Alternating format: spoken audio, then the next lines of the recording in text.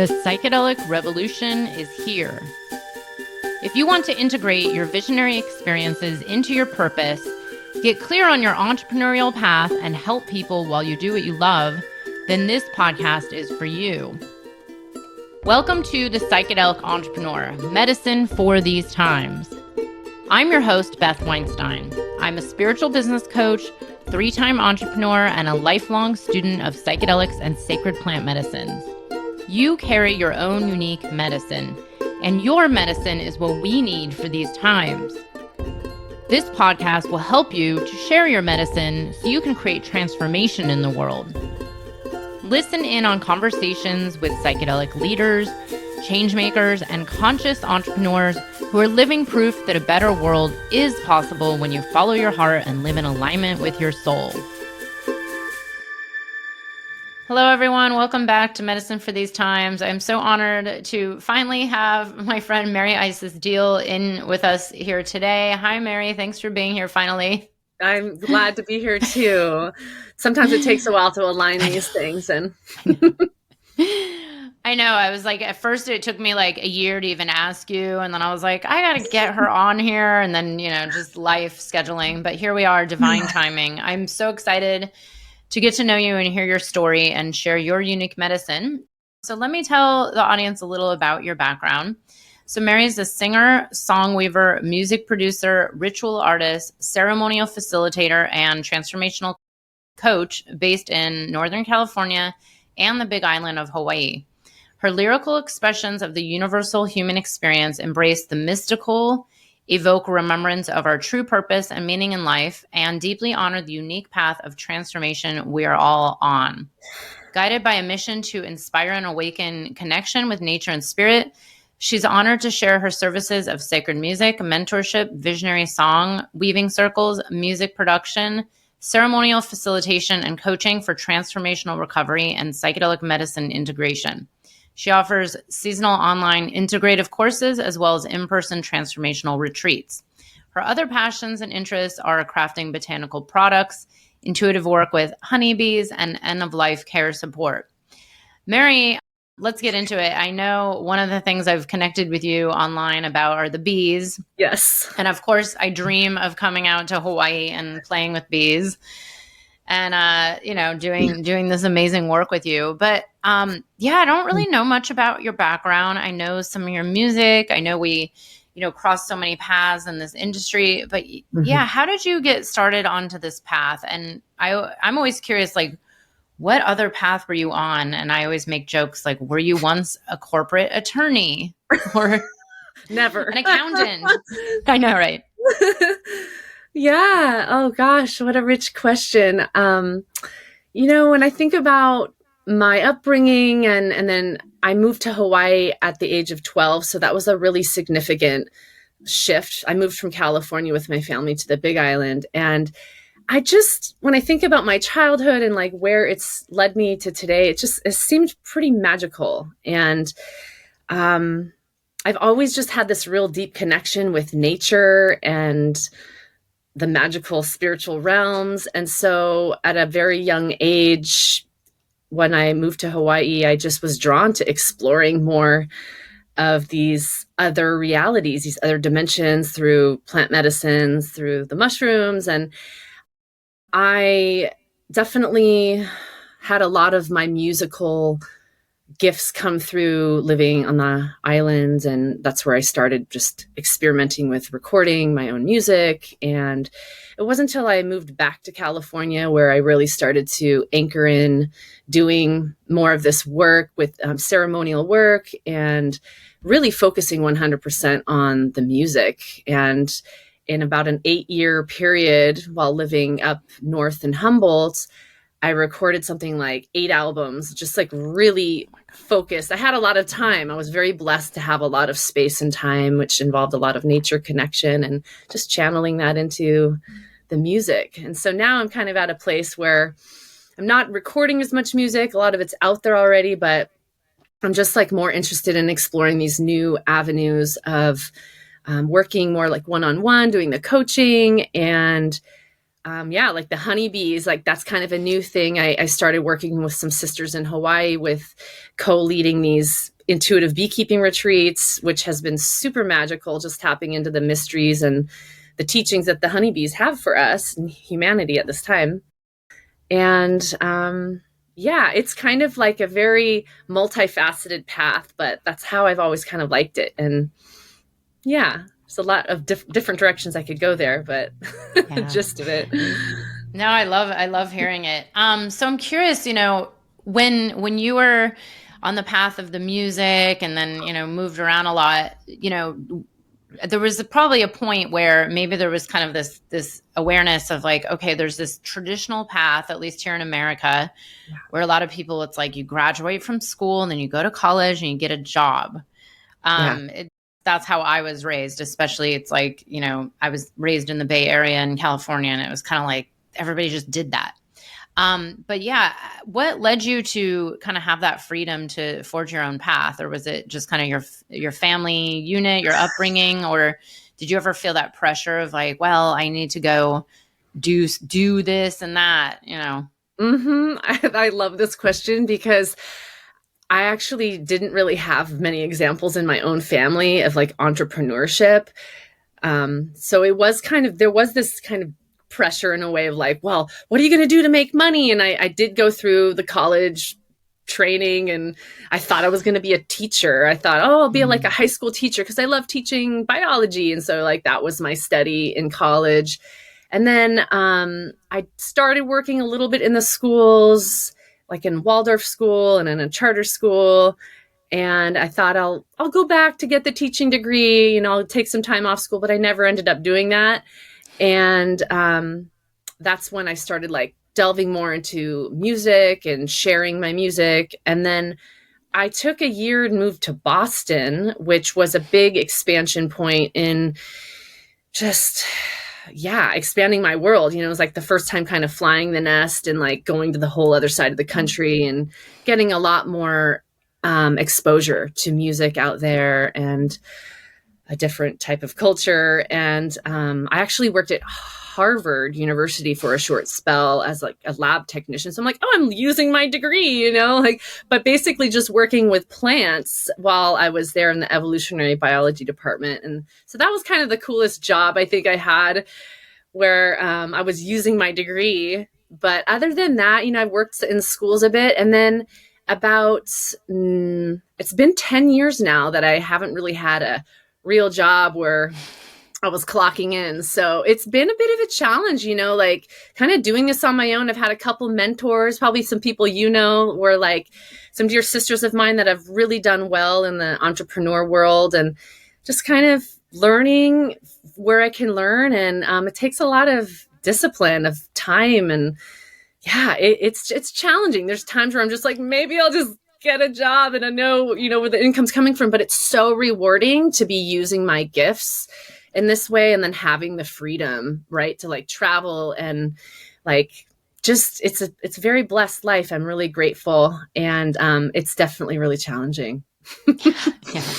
What was the post? One of my clients actually shared it yesterday, a post about if you really want to know God, be an entrepreneur or something like that, or if you want to learn how to trust God. I'm like, oh my God, this is definitely the hardest, most challenging, and deeply spiritual path I think anybody could be on, is really just listening to their heart and following their purpose and whatever's channeling through them. And I'm sure, especially as a musician, it's there are musicians that great, do well, but the whole industry has changed, the way people make money. There's the touring, and then there was, of course, like a few years where things were a little off. But yeah, I'm curious, when did the plant medicine work come in? Like, was it before the music or during the music or after, or was it connected to the music?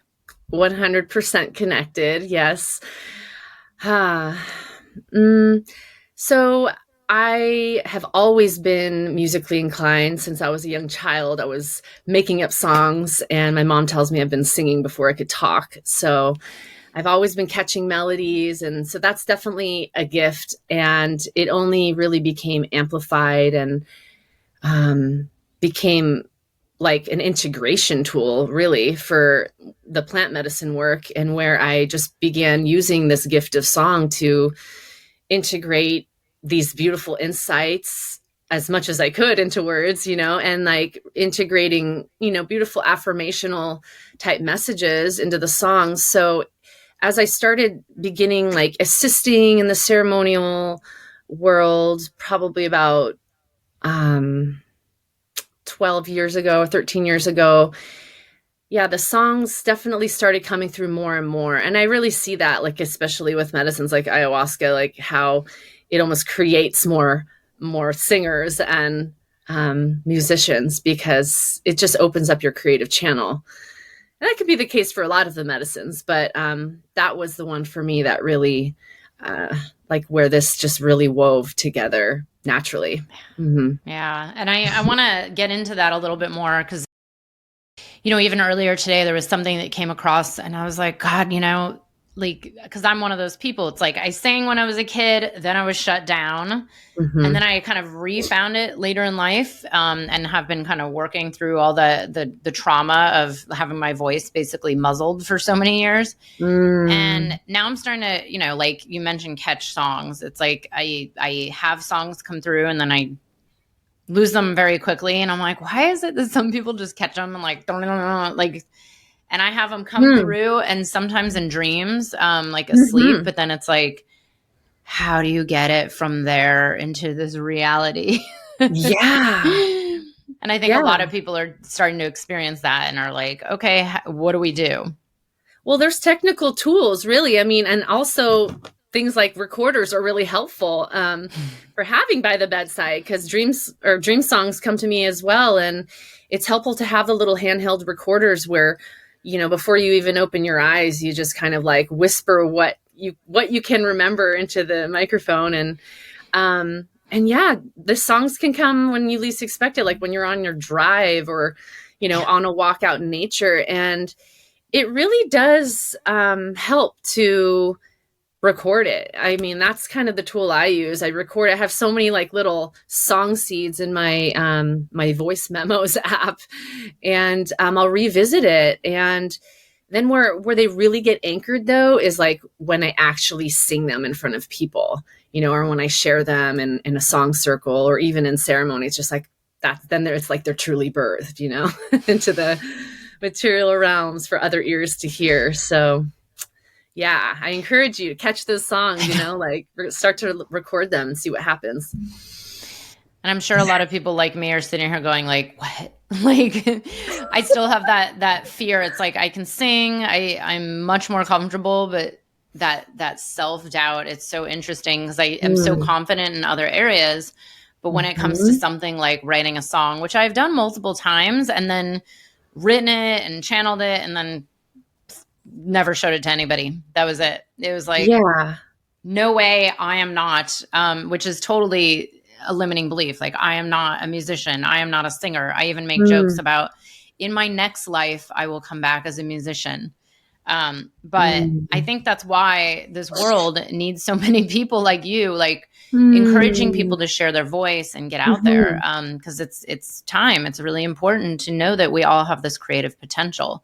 But I'm curious, do you hear this a lot from people that you work with, that people are just so shut down in their voice and like scared and want to sing, but, never feel good enough or don't feel like a musician? Oh yeah, all the time. Absolutely. It's kind of one of the most common fears people have of speaking or singing in front of people.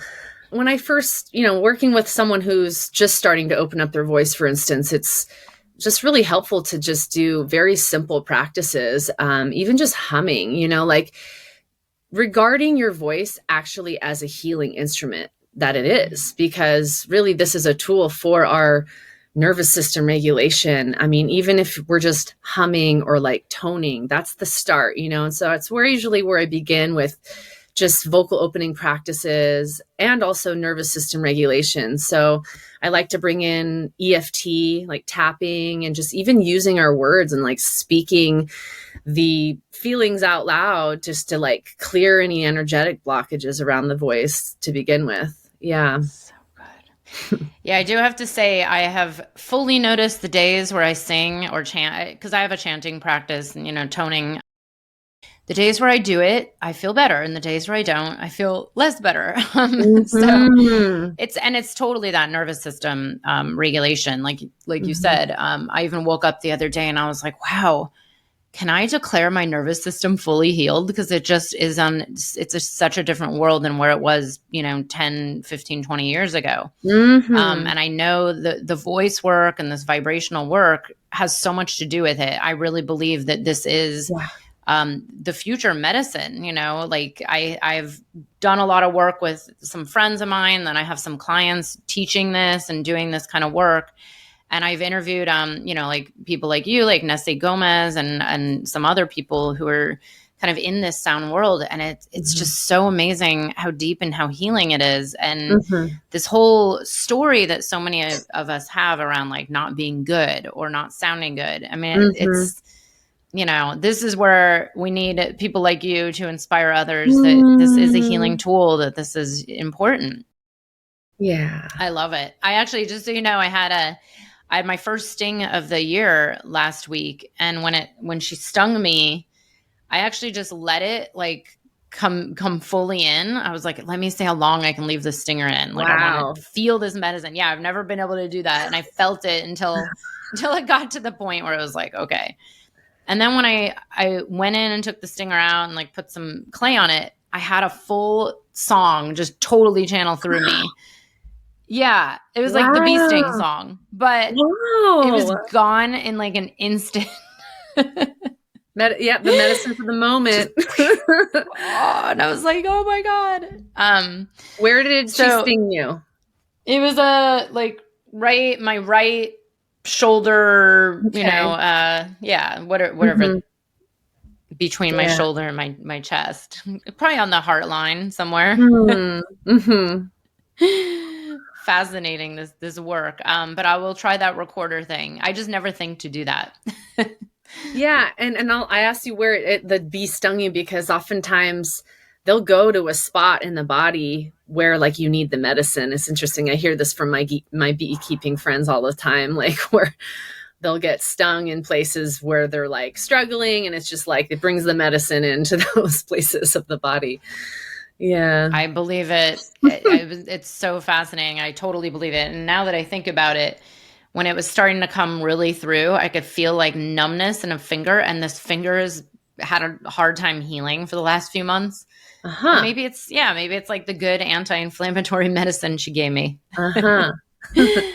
But let me ask, before we go on to some of the work that you do, I'm curious if you could share about either your first medicine experience that you feel like was like really transformational on your path, or a significant one that maybe kind of guided you on your path. Like, was there a particular one or moment that you remember that really Hmm. like did it, that you would say was like the one experience, Oh gosh. or the That's first? kind of hard to say, but it just when you asked that question, I immediately went to like the first time. And Yeah. so the very first time communing with any mind altering consciousness expanding medicine was with mushrooms. And this was in my youth. I was very curious as a young teenager, and I was out in nature and had someone with me that knew more about it. And we went to the cow pasture, and it was like they were wild growing Hawaiian Oh, wow. psychedelic mushrooms. And that was my first experience, yeah, with any kind of consciousness alteration. And it was probably to date the most powerful mushroom experience that I've had. And I view that as an initiation for sure. It's like kind of where I had the desire to explore other states of consciousness and just like what's beyond the veil, and the veils were open from that. And it was kind of like in a way, kind of like a rites of passage. I was like maybe just turned 14 years old, and and it was kind of like the whole journey was like this.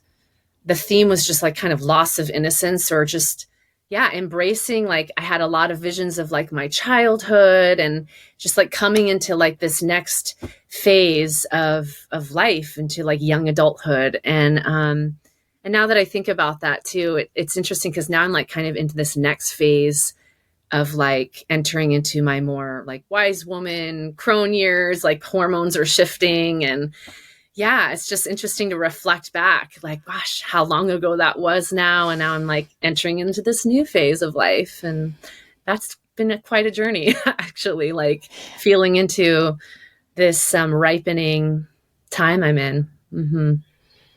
A blink of an eye, right? Yeah. I totally hear you. My first experience was also 14, and it was just that moment of realizing, like, wait a second, there's so much more that we're not being told, Yeah. that I'm not being shown. And it was, I always look at these medicines as showing us this potential, this kind of limitless potential of what our hearts can do and what we're here for. And I still think, who knows? Like, we don't really know the capacity of what's possible, because it's Mm-hmm. limitless, and it's just this beautiful, amazing mystery. So let's talk a little bit more about the work that you're up to now. You mentioned ritual, end of life work, the bee work, coaching. Yeah, what's been most alive for where you've been at recently and where you're heading into? Like, what is kind of pulling you the most with your work right now? Yeah. So I'd say it's been a year now that I got really clear with, and I know this evolves over time as an entrepreneur, but I got really clear and was able to kind of like encapsulate like my core message. And it just really has to do with, I'll just say it, transformational recovery and integration through nature, ritual, and sacred sound. So it just like really encapsulates like all the things that I'm passionate about that I really feel are the keys and super helpful for like reconnecting us with our true selves and helping us to like integrate this ceremony of life. So nature, I'm super feeling passionate about just helping people to get more connected with nature, and that includes, their own bodies, and seeing how I can support people with living a life with more wellness and just more conscious of the things they're even putting in their body. And ritual has been something like even before I knew what I was doing as a child, like creating altar spaces and like magical like rituals. I didn't even know what I was doing, but it's really a tool for connecting us more deeper with life. And I love to share and create rituals in the group space as well. Like I've been starting to lead my own ceremonies, and I incorporate the despacho ritual. You're probably familiar with despachos. And I went through a training and initiation into the Pachacuti Mesa tradition a few years back and learned this beautiful process. It's kind of like a prayer bundle building communal process where people are speaking out loud their prayers as they're making these offerings of reciprocity to all of the spirits of nature that are supporting our lives. And it becomes this beautiful like mandala shape of offerings on this piece of paper. And it's a beautiful process. So I love offering that ritual in my ceremonies, and then that gets like offered to the fire. And then the sacred sound is just supporting people with, again, opening up their voices, bringing their own songs through. And that can just literally be as simple as like a word or affirmation that they might sing.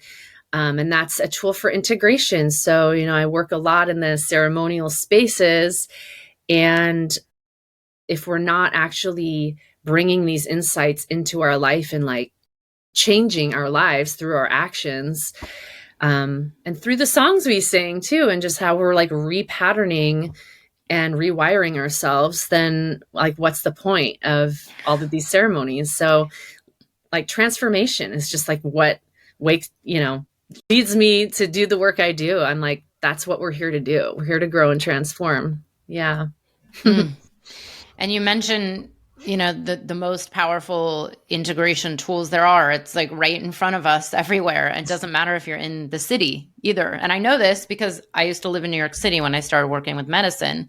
Mm, And it'd be like this one tree in the middle of the sidewalk with the one bird. There's still a way to really connect in. that's right. But I was just talking to someone about this the other week about this. There's so many people out there that I think are very new to a lot of this work and jumping in and like just going full force, like very kind of masculine energy with like, I need to heal. So I'm just going to do like 20,000 medicines all at once, like back to back to back. And, Yeah. Yeah. and what you mentioned here, the nature, the ritual, like life is a ceremony. You don't Yeah. necessarily even need this medicine, at least not all the Hmm. time like that. Hmm. So I'm really glad you're talking about this. How does ritual and nature work as an integration tool? Like, how would this help Hmm. someone who's maybe one of these people on the mission to just do a lot of medicine and hope that it fixes them? There's many ways that nature and ritual can weave into your life. I mean, say someone gets the insight to, get more movement in their life, like they need to get more exercise. They get instant, yeah, I need to weave that into my life. Well, like going on a walk in nature, not only is it good for your body and your well-being, you're breathing fresh air, you're getting inspired by the beauty that you see around you. And even in those walks in nature, for example, like you can actually create a ritual of connection for yourself. Like that lone tree in the city, you can have a moment, like taking a moment and like, literally connecting your energy field with the earth or with a tree and making a prayer for your life. Or, if you're at your desk in your room, having your water, connecting with the elements and like having a ritual of connection with the water that's always listening, and saying a blessing or a prayer before you drink the water. There's so many little ways, we can integrate ritual into our life. I personally love having an altar space that before I take off to, go run an errand, like I have a moment at the altar to just set my intention for the day, like every morning, light a little cedar and just have a moment of connection with what is it that I'm wanting to feel today and what is it that I'm needing to like, accomplish. And so, yeah, it helps get clarity, helps bring connection, helps bring presence into our life. Yeah. Mm-hmm. And it's like you said, it could be so small and so simple. Because I've run into this with clients that feel this need to go through this whole ordeal of like, 30 minutes of breath work and 20 minutes of meditation. And I'm like, look, like it's not about kind of just re-traumatizing yourself with that same paradigm of like working really hard and beating yourself up to the point where you don't enjoy it. It's like these tiny little things. Mm. And I always tell people you can just train yourself, like the first thing I do out of bed. It's like Mm-hmm. acknowledgement of the water, acknowledgement of the morning sun, acknowledgement of the breath. And like there's a little Mm. altar by my bedside. It's just like one cloth with like two or three little things that mean so much, and then it's like pay Yeah. attention to the rising sun. But Yeah. you mentioned it, presence. Like our world is really there's so many people just distracted and moving so fast and running on to the next thing. And Mm-hmm. they're wondering why they're upset and why they're struggling with this and that, anxiety and depression and so on. Mm-hmm. Um, but I want to hear a little bit about this recovery.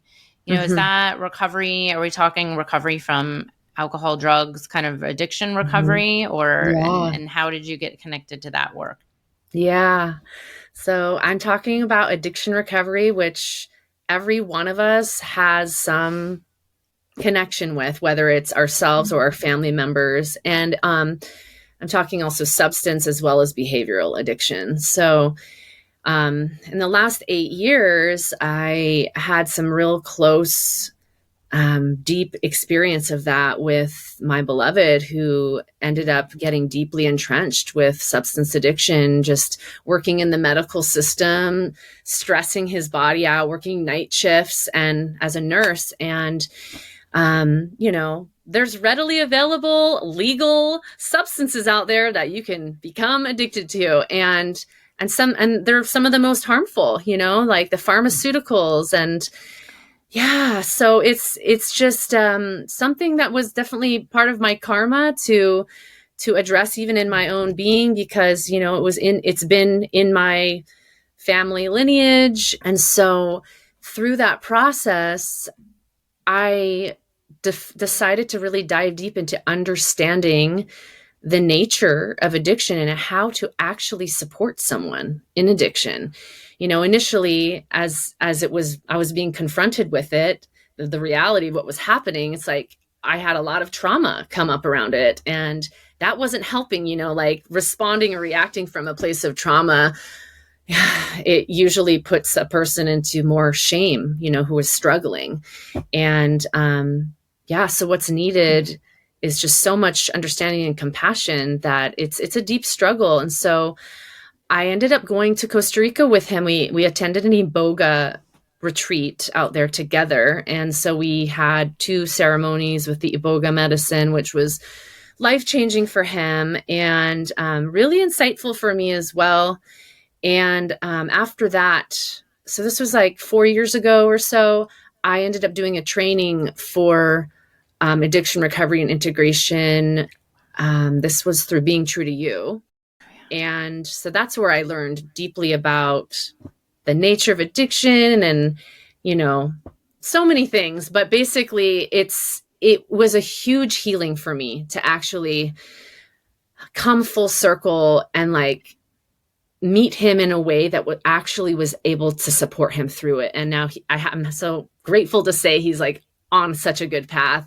We've parted ways, but it's like he's so deeply like with the medicine path now and has found more of his purpose. And for my own struggle, was deeply in the codependency patterning of, yeah, and I'm still working with it. And, I think that's a thing to just name, that like people who struggle with addiction, it's something that we're always working with. And that's why these practices are really crucial, to like have the rituals of connection, to make sure we're having, we have community and resilience with like having friends that we can turn to. And there's so much I can say about this, but it's been a huge piece of my own healing is in addressing this. And so as of lately been feeling really passionate about working with other women who struggle with codependency, because it's so much more common and not talked about as I feel as much as it could be talked about.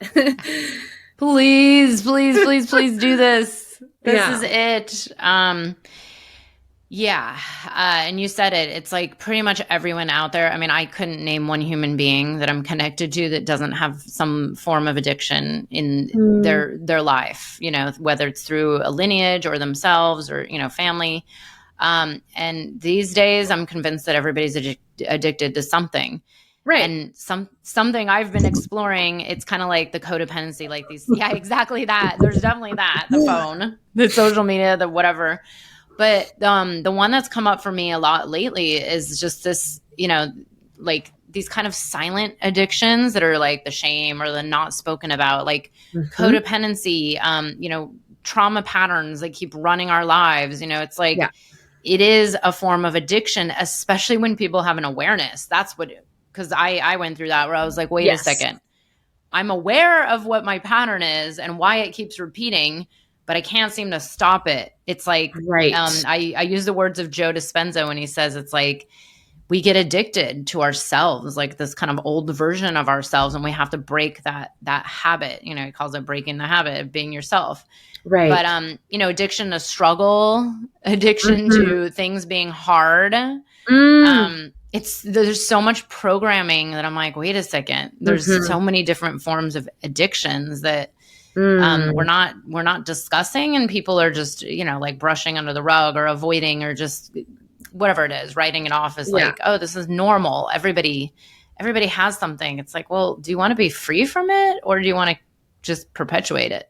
That's right. And I'm glad you named that topic of just like the secrecy. And, it's because that's the nature of addiction. It's something, when you become aware of it, you hide it because it's something that like, it's a shadow. It's something that you don't want people to know. And so the nature of addiction is, and why it's so harmful for the people who are connected, family members, is because essentially it's being hidden, and the person is seemingly being deceptive or lying, but it's because they're in such shame about it. And so that's where like bringing the compassion and understanding around it is so important, and that can allow them the space to emerge and like be held in that, and not like so judge themselves so harshly for it anymore. And like bringing the awareness into that, that's number one key right there.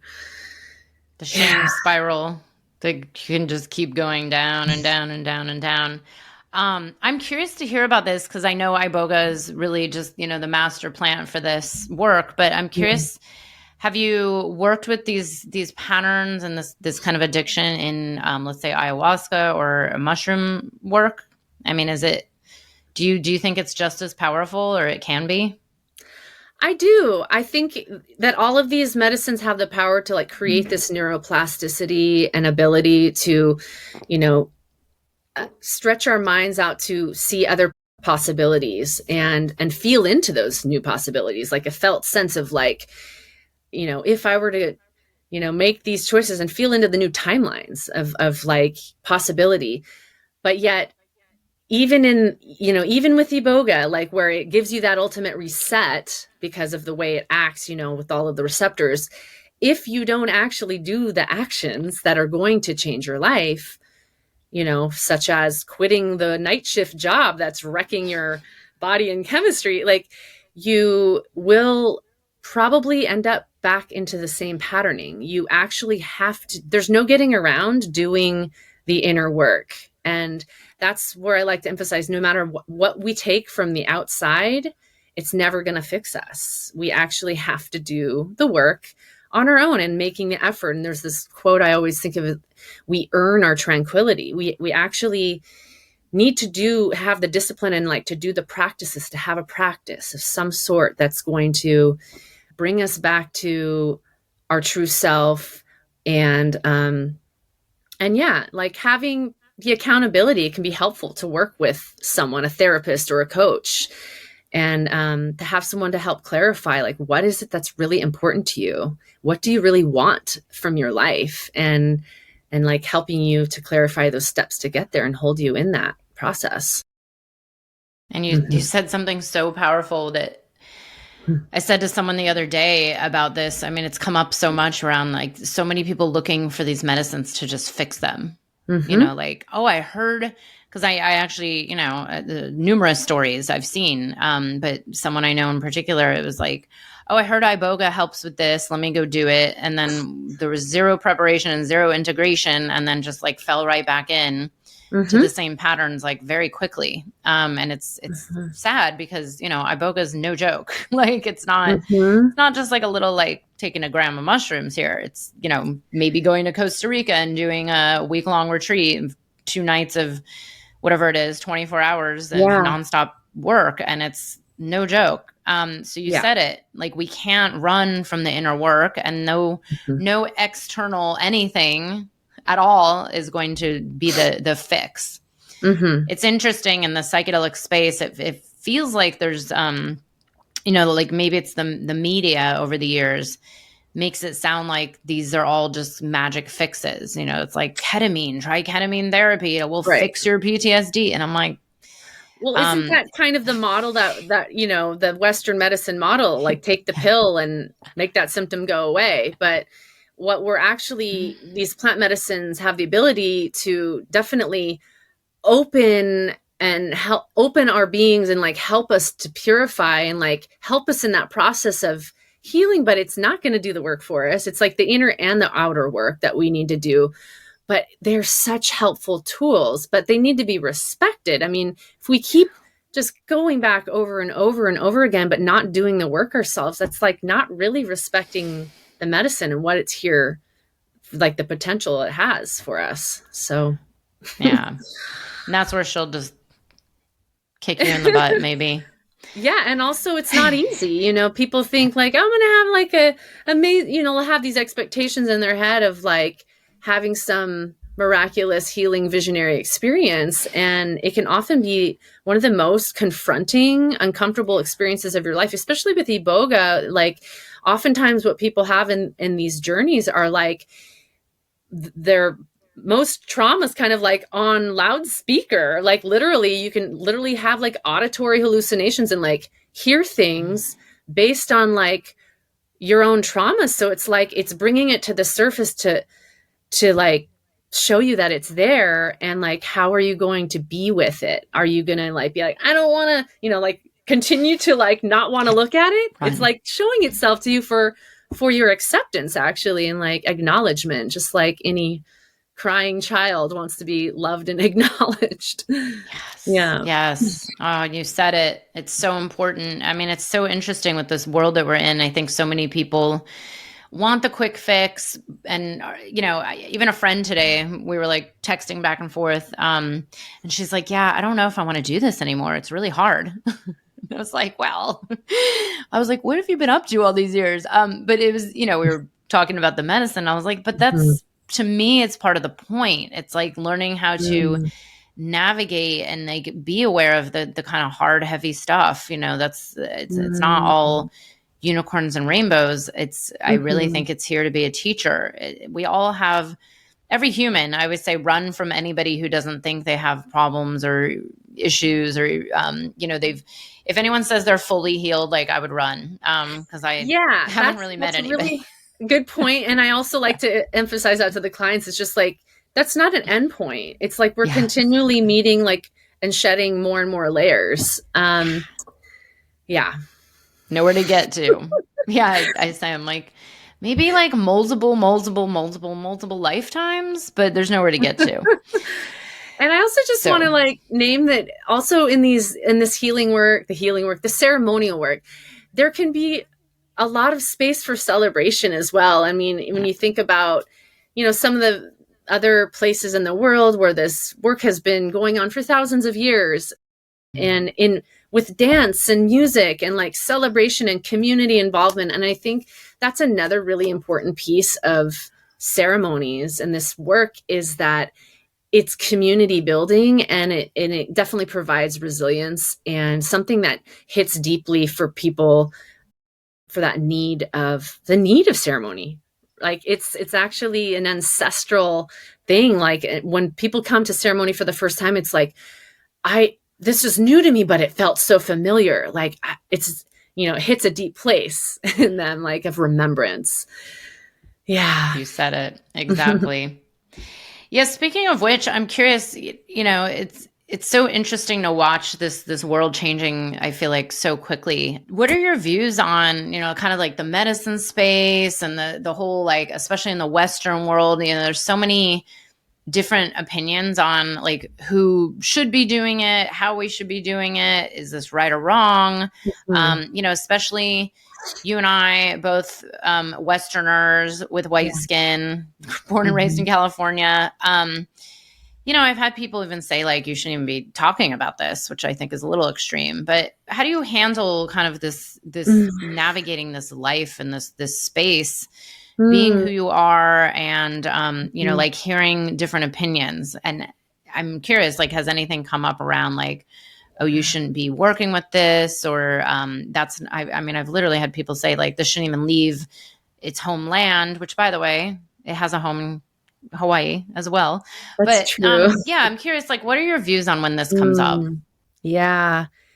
And this is a really sensitive topic. And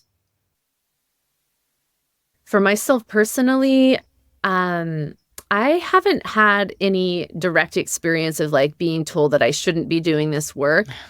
And I feel really blessed that for the people that I work with, and for instance, like the person I assist with in the ceremonies, that this person has, received a lot of blessings and permission from their teachers or indigenous elders to be doing this work. And that feels really in integrity and alignment. And for myself, we're like working with the mushrooms, for instance, like these things pop up all over the place, and I really feel like mushrooms in particular are like, it's everybody's medicine. I mean, they grow in many, many places of the world, and And in a way, I feel it's an ancestral medicine for myself. In the last several years, I actually started working with Amanita muscaria, which is like another amazing healing mushroom that for so long has been kind of under the shroud of misinformation for, considering it toxic. But this is like an ancestral medicine for me, being like my ancestors from Scandinavia. And so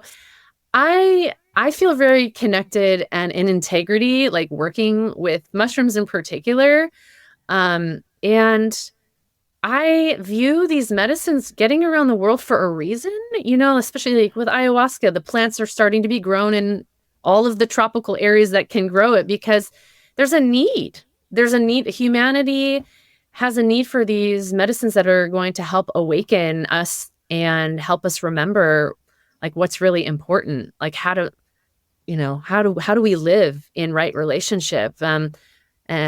Helps us reconnect with nature, helps us see and feel the interconnection of everything. Like that, what we do to the earth, we do to ourselves. So there's a reason why these medicines are becoming more widely worked with in these times.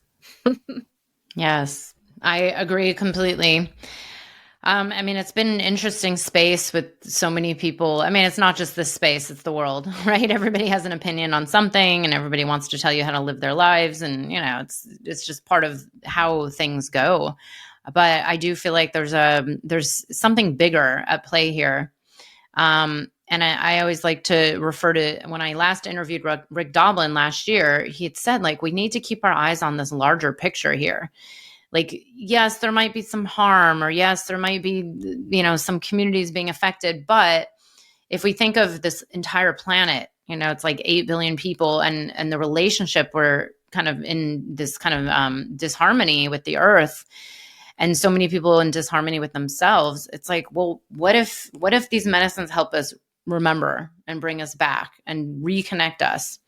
And like you said, it's like the addiction, the codependency, all these patterns, it's all interconnected. The more disconnected we are and the more we are, just running these patterns. But what if these medicines could actually help us in this greater vision of a transformed planet? And, as I spent probably an hour straight crying my eyes out during a teepee ceremony I was in over the weekend, I was like, I'm still optimistic. So many people are just feeling so doom and gloom right now, but I tend to be optimistic about the potential. I'm curious, do you feel, especially, I don't know about you, but working with the bees, there are times where it's like, oh my God, it's heartbreaking. Like, I really get like, oh, this is it. This just shows how bad things are. Is like, even like the days I see, I don't know, a bee that's been affected by pesticides or whatever it is. But do you remain optimistic about the planet and the direction we're going? And how do you keep your positivity, or like through the hard times, or do you? Wow, that has a lot of dimensions to this. So the bees definitely teach me about unity and how, they're like a mirror for us as humans and like living on the planet Gaia, because the bees are a super organism. Like the bees are a hive and they exist they can't exist independently. So yeah, I think I definitely have waves of grief. I feel like grieving is a very essential piece that we have to allow the space for in our lives, because there is a lot of loss going on and a lot of deeply saddening things happening in the world.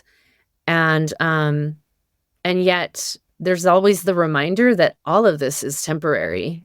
And I do believe that whether humans figure this out or not, and whether we have the chance and the time to repair the damage we've caused, where the earth will heal. I do have that prayer, and I feel pretty confident in that. And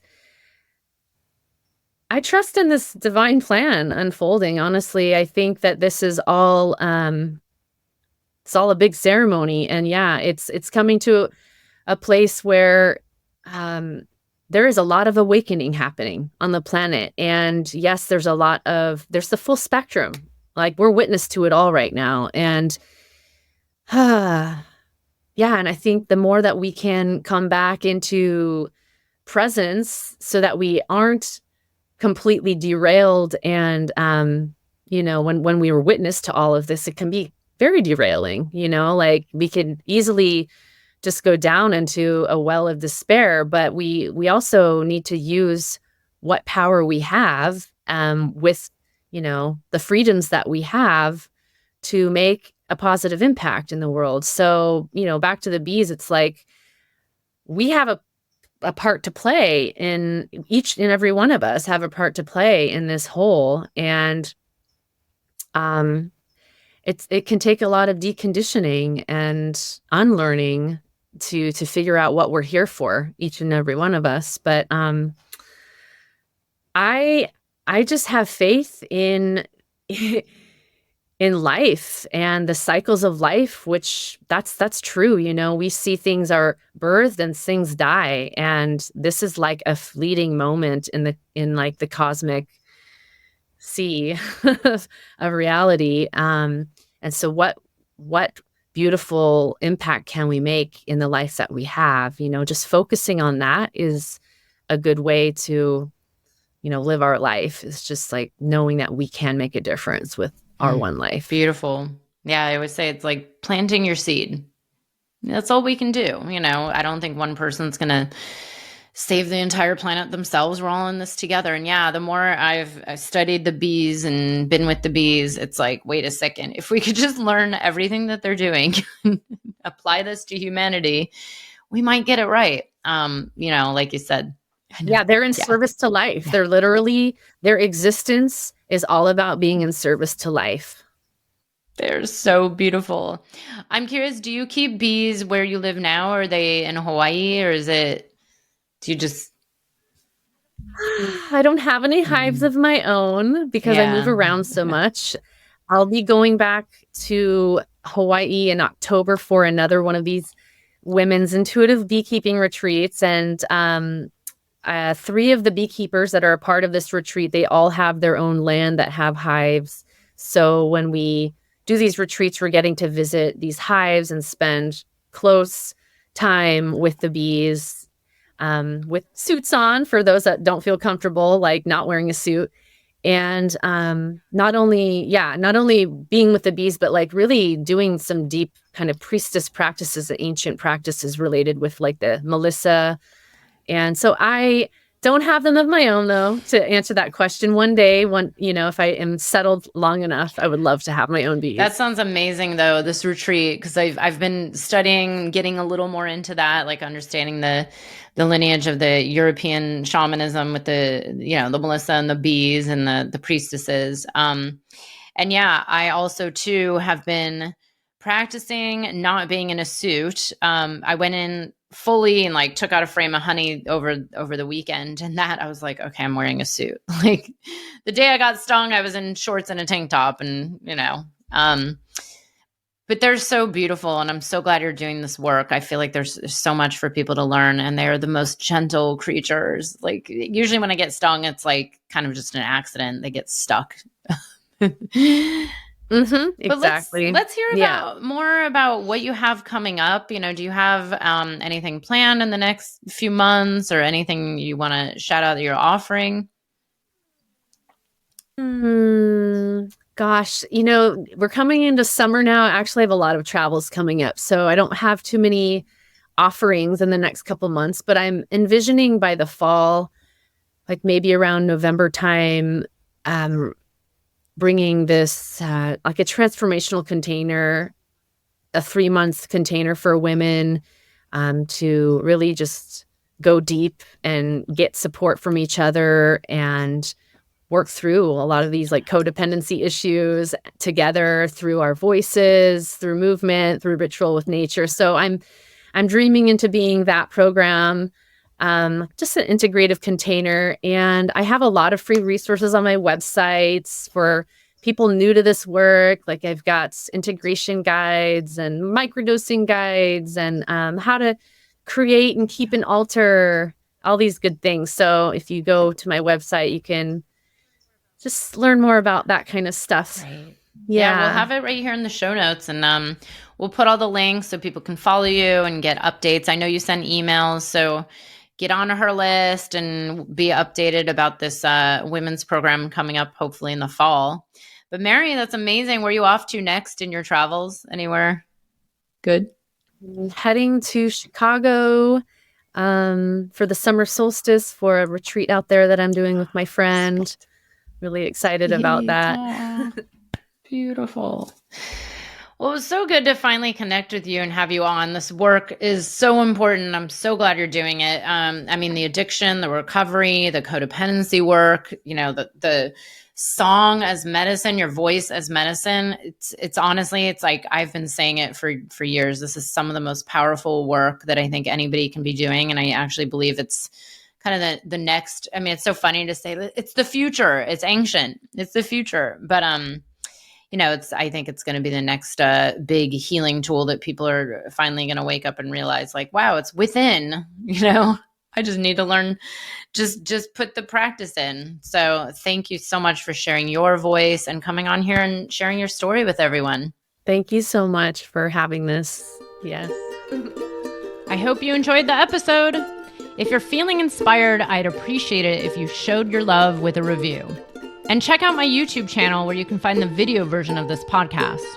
You can also head to bethaweinstein.com to learn more about me and grab my free business growth trainings. Remember, you carry your own unique medicine, and your medicine is what we need for these times.